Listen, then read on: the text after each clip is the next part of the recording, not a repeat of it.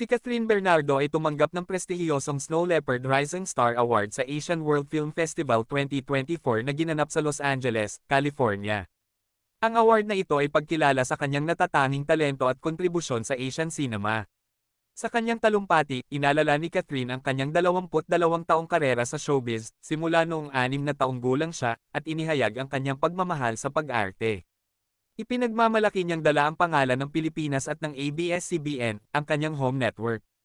Ang festival ay nagtapos sa screening ng kanyang pelikulang Hello, Love, Again, na nagtala ng record bilang highest-grossing Filipino movie of all time, earning 930 million pesos in worldwide box office in just 10 days pagkatapos ito may palabas. Ito rin ang pinakamataas na opening gross para sa isang lokal na pelikula sa Pilipinas, na kumita ng mahigit 85 milyon pesos sa unang araw nito.